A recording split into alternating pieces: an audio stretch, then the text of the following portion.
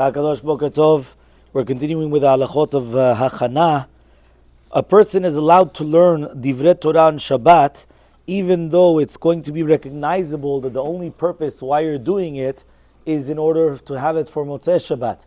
So for example, let's say it would be Kriyat Megillah, and right now you're on Shabbat and you want to start preparing the Megillah.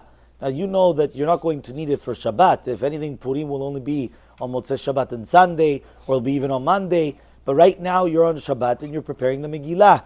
Says Halacha, you're allowed to learn Divrei Torah b'Shabbat, even though it's recognizable. Why is that exactly?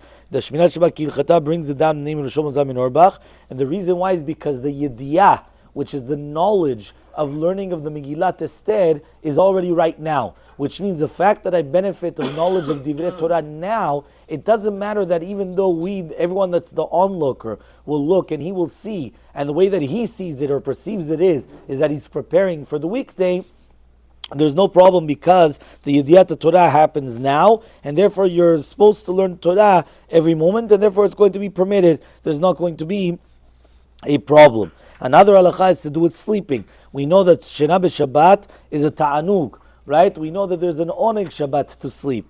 But however, though, you should not sleep mefurash on Shabbat, saying that you're going to sleep on Shabbat to have strength for Motsae Shabbat or to do something. Why? Because then you are showing that it's going to be for the weekday. This is brought down in the Shulchan Aruch Siman Sadi Sif Aleph.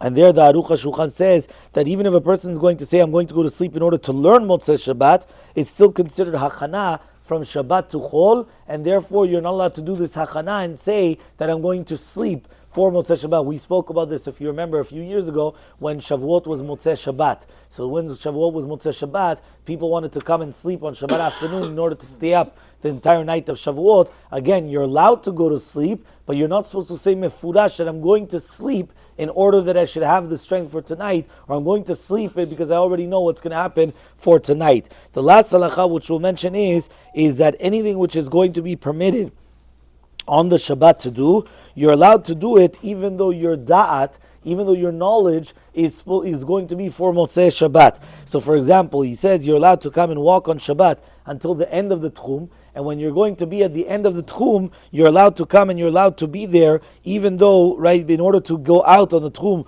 on Motsae Shabbat, and there's not going to be a problem. So again, why? Because since it's permitted for you to come and to do it right now, so therefore there's no problem, right, whatsoever of doing it right now, even though your main intention is HAchana, but you're allowed to walk around on Shabbat. So you come walking until the end of the Tchum, and now Motsae Shabbat you're going to be going and traveling wherever that you need, there's not going to be a problem.